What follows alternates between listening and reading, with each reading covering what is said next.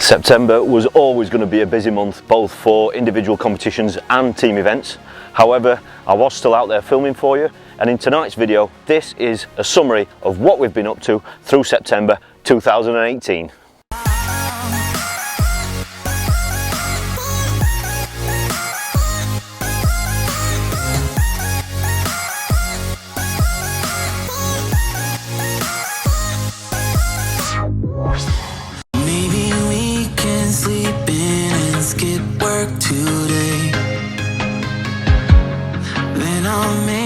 Scrambled eggs. We got no plans for the day. Let's stay inside and play with it. So the first competition of September was the World Pairs. It's a competition that's widely regarded as probably one of the best on the calendar. It's a pairs competition, obviously. For those of you that don't know the format, it's fished over 5 days, 5 different venues. It's obviously a pairs competition, and it always takes place in Ireland. You compete over 5 days on 5 different venues, and those venues are spread over both Southern and Northern Ireland. At the end of the week, whichever pair's got the highest total weight are the winners. It's an event that I filmed again for you. For anybody that didn't see my video from last year, I'll put the link above for you, just so you can see that. That was actually done in 5 different videos covering each individual day. This year I've put it together as one long epic video for you. I'm still editing that as we speak, so hopefully over the next few days that will be uploaded for you to view from start to finish. If you don't want to miss out on that, obviously click subscribe in the bottom corner, or just go to the subscribe button and hit the bell as well, so you'll be notified of when that's uploaded.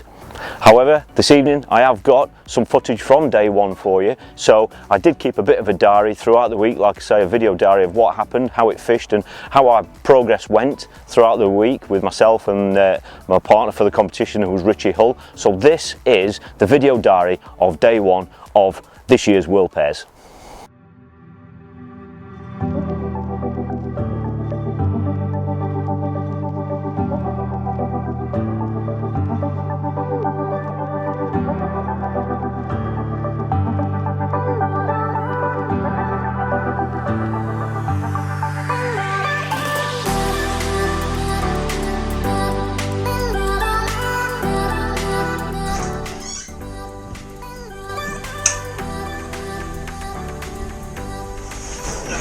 That's it. Home sweet home for a week. Well, this year's World Pairs was shaping up to be another fantastic festival. It was shown on the website that I think it was 62 pairs were actually booked on this year. I headed off over there again with Richie Hull, my partner. The ferry got delayed, but we got there a little bit later than we expected. We got stuck in Dublin on his way there, just because it was Saturday evening. And then we had the drive of about an hour and a half up to our digs. Well, day one sun came round and I drew at Loch Sker. This is a section that I've drawn before, and it lends itself really to pole fishing more than anything, as my setup shows. I also had a feeder rod set up as well as a backup, and that was for a little bit further out, but that was really only going to be used if I was in trouble and not catching on the pole. It was going to be targeting skimmers. That was going to be the approach, and so obviously I cleaned off 3/4 of a kilo of worm. I thought the worm was going to be very, very important on this section, so I cut that up at the start, chopped them up, so I've got plenty to keep me going throughout the match. I was going to be loose feeding castor as well, so I had plenty of castors with me. I had some worms for the hook as well. Obviously, when you're catching lots of small fish and skimmers, pieces of worm can be very, very effective.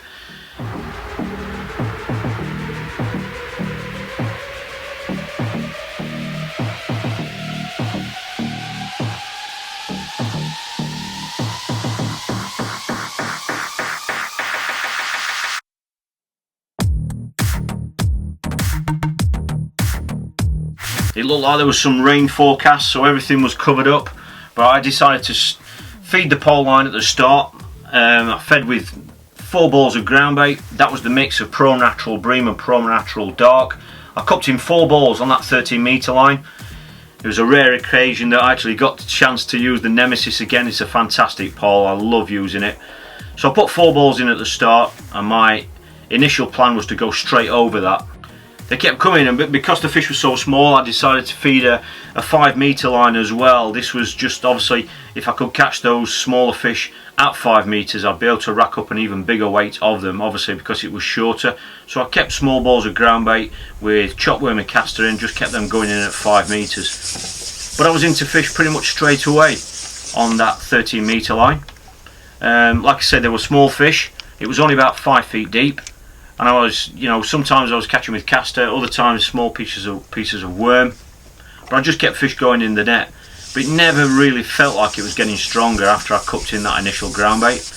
I kept loose feeding castor over the top. When I've drawn on this lock before, I've done really well. The first time I was there, I was 3rd in the county, but I actually won the section, and I was only 200 grams off winning the whole county. And that particular day was by loose feeding castor.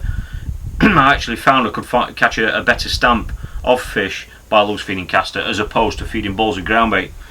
On the flip side of that, last year when I drew on this lock, I actually found that loose feeding was bringing me better fish, actually fishing shallow. That was over on the rocks side of this lock. But there were fish there, so I kept them going in the net. You know, I couldn't see anybody fishing a feeder. There were no bonus fish coming out at this stage, so I just carried on catching small fish, just trying to catch them as quick as I possibly could, like I say, from that 13 metre line. But all the time I was obviously hoping that they were going to come short. Unfortunately, as the session progressed, I found out that they just weren't going to come in short at all. I could only catch at that 13 metre line, and it was getting harder and harder and harder. The fish were getting smaller. Something had to be done. At the halfway stage, it became apparent that I just wasn't catching fish quick enough on that pole line as compared to the anglers on my left. Andy Powers was on my left and he was catching steady, just really steady. He hardly seemed to be missing any bites, and I just couldn't kind of figure it out. I think in hindsight I should have been feeding balls of ground bait, but I just didn't know that at the time. So I was behind. I needed bonus fish, so I deployed the feeder. I'd already got it clipped up at 25 metres. It was quite a bit deeper there than it was on the pole line, but I just thought I might be a little bit more efficient catching on that feeder if they are the same size fish. But I thought I'd try and be a little bit more selective and try and catch any bonus fish that might be in the area. That at the time was the only way I could see that I was going to catch those anglers up. That would be by catching a better stamp of fish. I caught a couple of small hybrids straight away. When I say small though, they were bigger than I was catching on the pole, so I stuck with it. It was just a 20 gram cage feeder, 50 centimetre hook length, and I was fishing with a piece of worm on the hook. And like I say, if I could have had a fisher chuck on this, I would have just stayed on it all the time, but it just wouldn't seem to get going. I just kept it ticking over. By this stage the wind had started blowing in, and it really looked inviting. Such a nice looking peg. But obviously, as you do in any sort of match, I just kept that feed going in on the pole lines just to try and keep some fish in the peg, should I have to go back on the pole line at any stage later on in the session. I suddenly switched to a larger bait, 2 pieces of worm, and I had to wait a little bit for a bite. You know, there really weren't any small fish out there. I thought I was going to get pestered with those little roach that we were catching on the pole, and that really wasn't the case out there in that deeper water. Thankfully I managed to snare a slightly better fish on double worm, because that obviously signalled that there were 1 or 2 better fish in that area. I kept catching small fish in between, and then by sticking to a bigger bait I didn't get as many bites, but when I got a bite it was a better fish, and I had another skimmer, and it really highlighted that there were obviously some better fish out there, but I just needed them in numbers. Then with about an hour to go, I was still keeping my pole lines ticking over. I hooked a decent fish, a decent hybrid again, and it was just a little bit unfortunate that I got those 3 fish when I did. You know, if I could have kept just a few more of them going in the net, it would have really ticked over really nicely, but they just weren't coming quick enough. I needed to target bigger fish again, so I got off the box and went for some red worms as well, and just decided to try and fish bunches of red worms just to see if there were any bream in the area, or big skimmers or hybrids. At this stage I was way behind the pole anglers to my left, who had just continued putting fish in the net, just ticked over really nicely, putting small fish in the net for the full duration of the match. It was a really disappointing start to the competition, but you know, it really highlighted that you know, there were one or two better fish on that longer line. I think I should have just fished it a little bit better and a little bit shorter, I think. Got us off to a start, but not the start we wanted.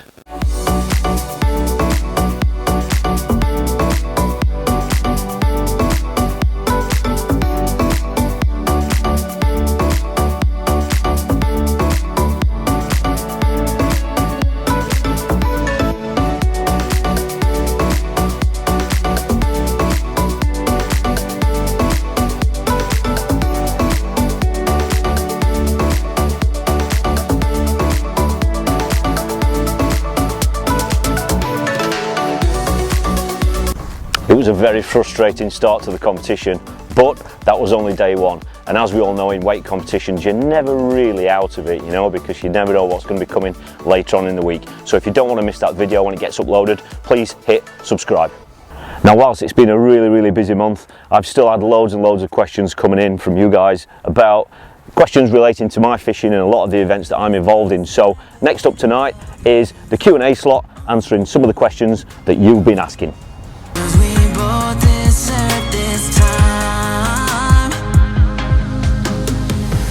Well, thanks again for so many questions coming in again this week and last week. For those interested, anybody with questions, please, the best place to put them is underneath the video, just in the comments section. I can read and respond to all those as soon as I get, you know, time during the week to catch up on them, but that is the best place to put them. So if you've got any questions or queries about my fishing, the tackle, the bait, or the events that I'm involved in, just comment below.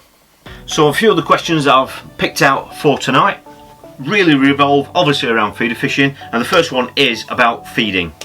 Hi Jamie, are you allowed to feed a second line whilst you are fishing another line? No, the matches I fish, and I believe the fisheries, all the fisheries that I fish, don't allow that to happen. Basically what that question is about is if you're fishing two lines, for example, say you've got one at 30 metres and you've got one at 50 metres, two different rods obviously.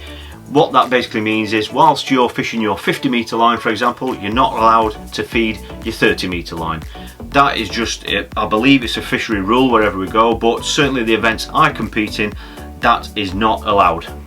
There seems to be more events now revolving around international rules. What is the largest size feeder you can use under the rules? Basically, that is the largest feeder that I use for feeding.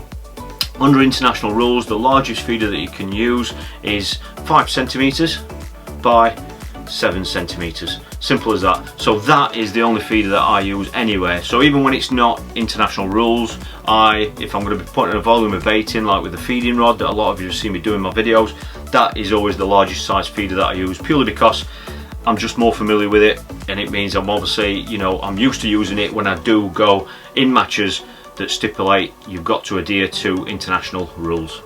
You seem to fish the method feeder a lot. Are there different ways of fishing with the method feeder, and if so, what are they?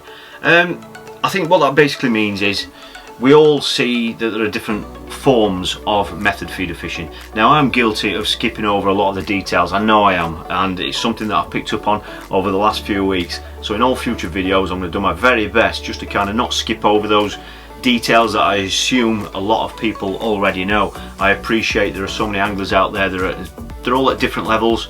You know, some are really keen float anglers, some are really keen feeder anglers, and sometimes when I'm referring to any little bits of information or tactics or methods, I just kind of skip over it and assume that a lot of you know what I'm talking about.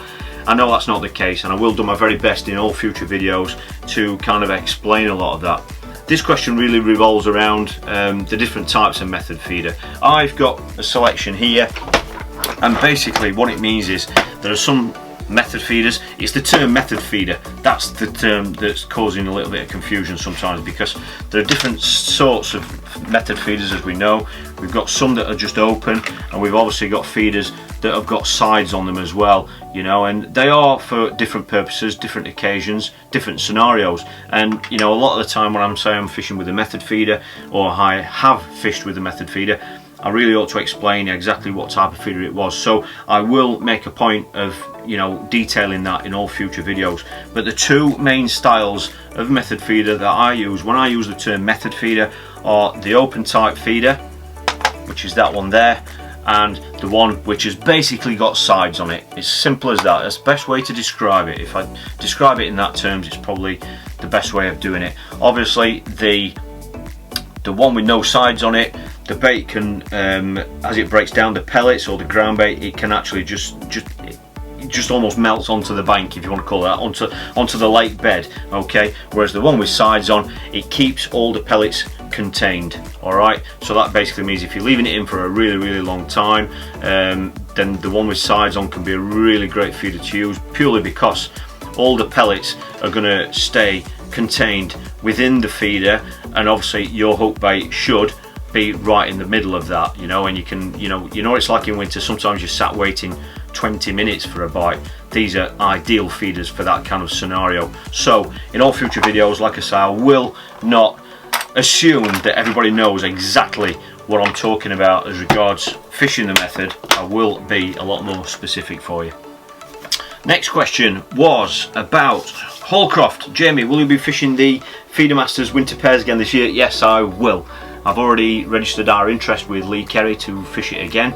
I believe he's given first refusal to the older pairs that fished it last year, which I think is very commendable. Thank you, Lee. So yes, myself and Richard Vaughan will be fishing that again this winter.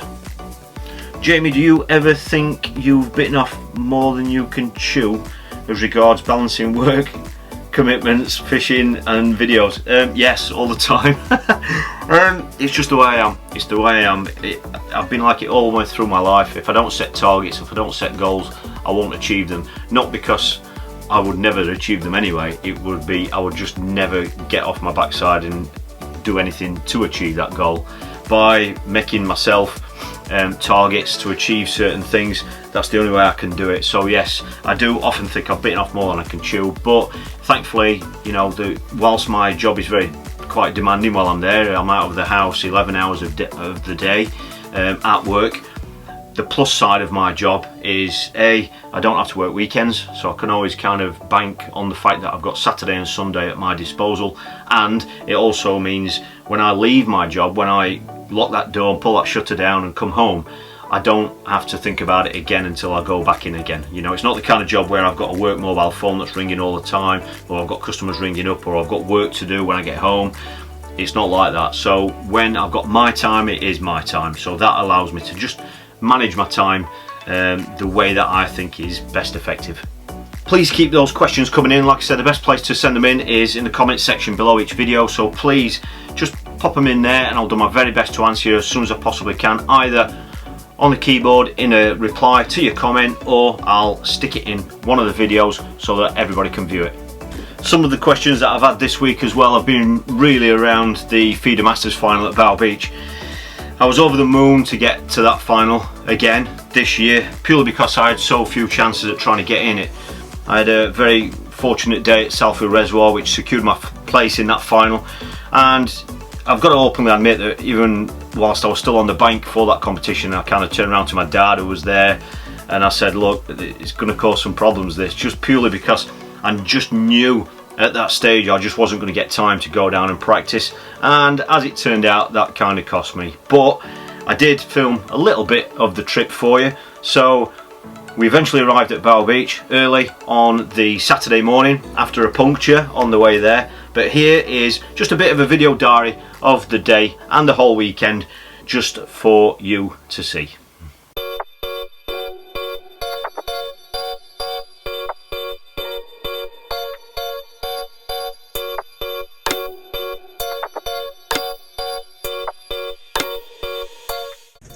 Well, the puncture slowed us down a little bit, lost about 35 minutes. We had that on the A1 about 70 miles away from Bow Beach, but as you can see we're here now, just been registered, just mixing the ground bait, just got to dip the nets as well.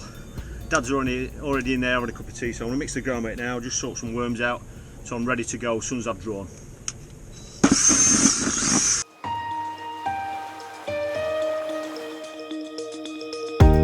Well, I'd got down a bream approach for this event. You know, I made it no secret. I'd obviously got boilies and wafters with me. I'd got some dendrobinas for the hook. I'd already chopped up some at the start. This was on the dam wall where I'd drawn day one. I'd got some lovely red worms. I'd got some micro pellets as well. Obviously a fish meal ground bait for the feeder and for the method feeder as well. I was really going to fish long. I'd made my mind up I was going to fish 55 metres, so I'd got the 4 metre horizons kitted up with the feeder 5,500 reels. I'd also got a feeding rod set up. That's a slightly longer one. That's just for feeding with a large feeder if I wanted to put a volume of bait in. That was coupled with the 6,000, the Horizon 6,000 reel. But like I say, it was the 4 metre XDs that I decided to fish with. The great thing about being on this wall is you can see everyone around you as well, so if you do fall behind, you are aware of you know, what's been caught around you. I had a couple of small fish after about 45 minutes, small skimmers, and then, you know, I hope my best fish of the day, which it was easy, £2, and you could probably tell by the motion on my rod and reel that a pike took it. There were pike there, and it was just a really disappointing day. I literally had £1.7. I couldn't believe it. Believe it or not, that actually beat the anglers either side of me as well, which just shows, I don't know why that area fish so difficult. I don't know. That was the bonus for the day. A really disappointing start to that competition. I don't really know how I managed to smile there, but I suppose it was only halfway, so I thought that I'd be able to turn it around on day 2. Day 2 was horrendous. It was even worse. I was over on the natural bank. It was muddy. It had rained all the previous day through the night, and it rained all that morning and throughout the whole of the day. It was a bit of a mud pit. I decided to go for it. Any other occasion, probably 4 years ago, I probably would have gone in and just gone for a day's fishing and tried to catch 10 or 15 pounds just for an half decent, respectable weight. But I wasn't there for that. I was there to win the competition. I went for it again, and it just didn't pay off. I fished at 60 metres that day, and it just didn't pay off. You know, I really went for it with pellets, with corn. Small micro perch were a nuisance, you know, and whilst I'm wanting to fish with worm for bream and that sort of thing, you were coming back with tiny perch, only that big. I even fished with corn. I fed quite a bit of corn on day 2 and micro pellets, just to be trying more selective about selecting out, you know, picking out any better skimmers and bream. I was even coming back with micro perch that big on a grain of corn. So frustrating. Probably the most frustrating weekend I've had in years, I've got to admit. I mean, day 1 wasn't so bad in the sense that it wasn't over at that stage, but day 2 was just, I just didn't enjoy it at all. It was fantastic to get another cap, another finalist cap. Super proud to be there, you know, because anyone who's serious about the feeder fishing and passionate about getting results and competing at the highest level should want to be in these finals, you know, and it felt like a major wasted opportunity purely because I just didn't get time or chance to get down there and practice.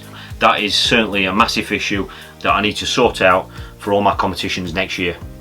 Well, after all these events had passed me by, I managed to get a free weekend, and it gave me a great opportunity to go out with Mark on a day's coaching. We went to a local venue close to where I am in Sheffield. It's one that you'll have seen before. I couldn't wait to get up there. The brilliant thing about these coaching days is whilst it's incredibly rare for me to fit them in around obviously work and my matches, it always surprises me about how keen and enthusiastic, you know, these lads are that I managed to get out with.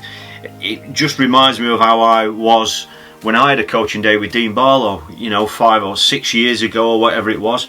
You know, it's just, they're there because they want to learn something, they just want to experience, they want to see what kind of kit you use, they just want to kind of fill in the blanks, a lot of the things they don't see, and obviously just spend a few hours fishing and just sharing the experience of trying to catch a few fish. So I took the camera along with me for you. So here is just a very rare opportunity for a coaching day at Onda Reservoir, which is about 6 miles away from where I live in Sheffield.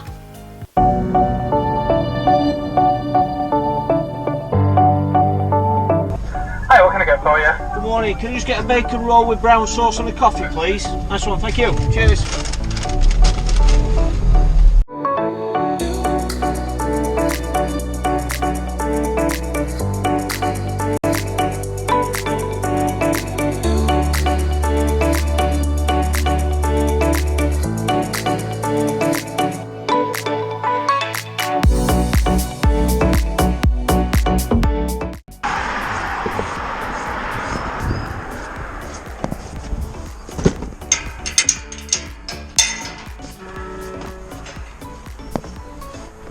It's a nice gate they've put in now. That's only been there about a year. You used to have to climb over that wall. That was a bit test for Dad and some of the pensioners. The water level's down. This is the best time to fish it It's absolutely, it's a stunning venue this is Underbank Reservoir. Like I said, the water's down at the minute. This is when I usually come up and have a bit of a practice before the World Pairs, just catching lots of small fish. There we go. And obviously when it's down like this, it can really expose areas that you never really knew were there. That's a big ball there. We usually, when the water level's up, fish on this grass just here, and obviously you can see what the snags and rocks and things are like in the peg. It's just incredible when you see it like this. But like I said, the water's really down. You've probably got about 8 feet in front of us here, I think, maximum depth. About 8 foot, maybe 10 foot max. This is where we're going to fish today. I'm going to be doing more videos up here this winter, just to go through some of the techniques and just methods and just days fishing. When this reservoir is to its max, this is a little island, and the water level comes up to here. 6 years ago, whatever it was, I had a day's coaching here with Dean Barlow, and that's where we sat. We actually sat on the grass here. I fish here a lot during the winter, and on this bit of grass here you can fish. It's lovely and comfortable. There's just enough room behind you for casting, so it's not an issue with the trees. It's lovely sitting on there, casting into this water in front of you that we thought was always clear. But I remember fishing here and picking up just kind of something at about 45 metres. I thought they were rocks or something. There we go. There might even be 1 or 2 feeders stuck around that lot, but it just shows you that you don't really know what's out there on some of these venues, these big venues. You know, you can be sat next to someone and you think it's the same out there. It's not. This is like a big ball here, if I remember. It's really silty in the bottom of this, and then obviously you can see where the rocks run down the middle there, and then after that it then drops off again behind that. So it's great to see reservoirs when they're like this. That rain's coming.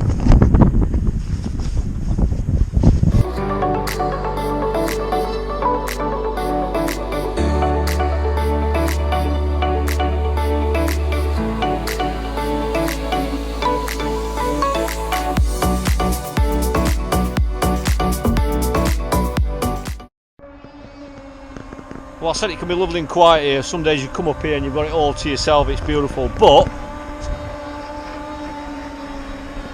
not normally what you'd expect to see. The model boat club's decided to make an appearance, but he's not putting Mark off his stride. He's still catching plenty of roach. Had some perch, but he's catching some roach as well, just on that short line.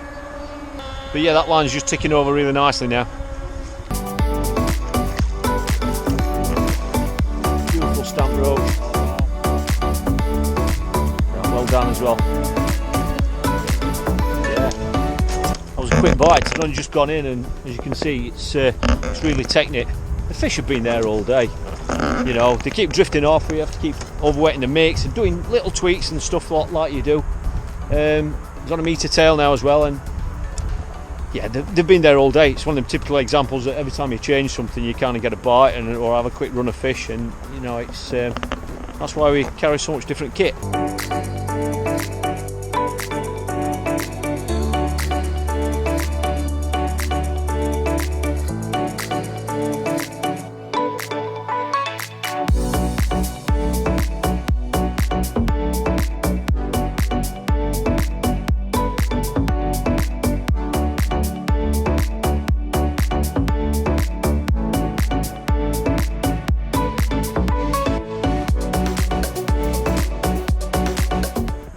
Just had first chuck on that long line, on that fish meal mix.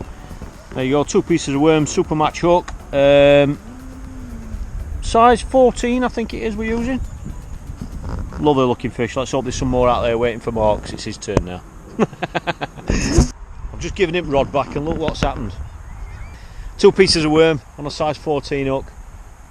It's only been in 3 or 4 minutes. We think there's some smaller skimmers out there. This might be what this is. If you can get it past any pike, what I'm sure might be lurking down there. Using his new rods, christening them. I think this is going to be a decent skimmer, this. Nice little cage feeder. It's only about 6 seconds deep.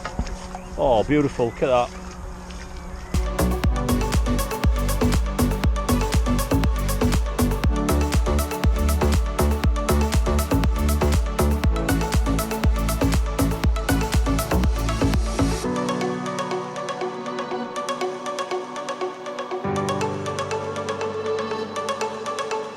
Call it a day. Sun's come out, which is nice.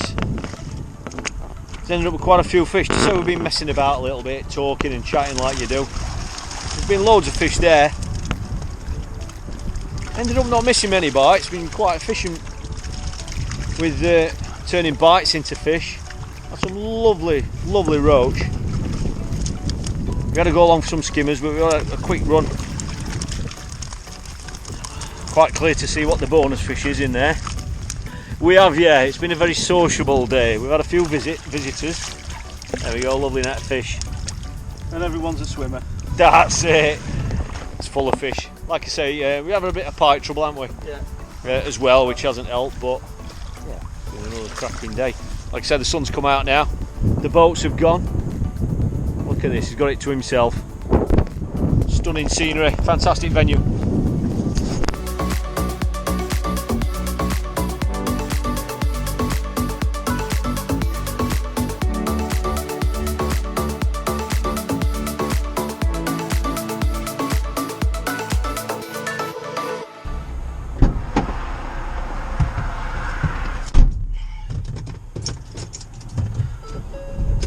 Well, that was a great session, really enjoyed it. At first I thought we weren't going to catch much, but we went a little bit further out and Mark managed to find some roach and perch. It's a fantastic venue, we know the fish are there. It's just because it gets fished so infrequently, there's no reason why the fish should have been there where Mark's fished. It's such a big reservoir. Down to his left it goes 3, 4, 5 times deeper than what it is where he's fished, so the fish could have easily been in the deeper water. But that's part of the excitement. That's why it's such an interesting venue. It's exciting sometimes, you know. You never know if the fish are going to be there and what is going to turn up. He's had 1-2 skimmers long, which is great.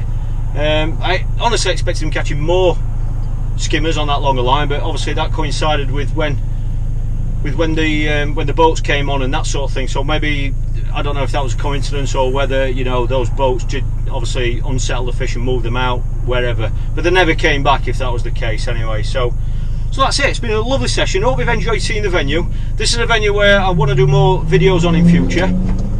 So, you know, all that methods and tactics. So you're going to be seeing this venue again, and it's very similar to another venue that's further down the road. And it's where I'm going to be, like I say, shooting some specific videos, not live match footage, obviously, but videos about tactics, tackle, and that sort of thing. So, hope you've enjoyed it. Thanks for watching. If you like videos like this, please hit like and share. It really does make a difference, honestly. And if you haven't subscribed already and you want to see more videos like this, please click subscribe.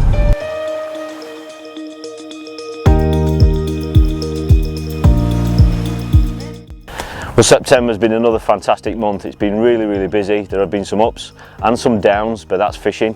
The important part is to learn from those lessons and build on them, and then use that experience and the things that you've learned there to take forward into next year's events and just build on everything that you've learnt. For me, I know there are a few issues that I need to address regarding work and time off and allocating time to practice for some of these events, because it's the only way you can compete in them properly, and I'm sure a lot of you out there can relate to that, you know, when you've all got busy lives and full-time jobs. For me now, it's all about Larford Lakes. Next week I'm competing in the 3-day feeder only championship, which takes place there midweek, and then just one day after that, the Saturday and Sunday, I've qualified for the feeder championship final, which is again at Larford Lakes as well. So there are 5 days of competition there at Larford. I will be doing some filming for you, so if you don't want to miss out on any of those videos and updates, please hit subscribe. It's been another fantastic month. I know how fortunate I am to be in the position where I can enjoy these events, and I hope you've enjoyed me sharing them with you. So please let me know what you think to these kind of updates. Just comment below. I really need feedback from you guys to keep producing these videos and delivering the kind of content that you want to see. So thanks for watching. Have a fantastic weekend, and I'll see you all in the next video.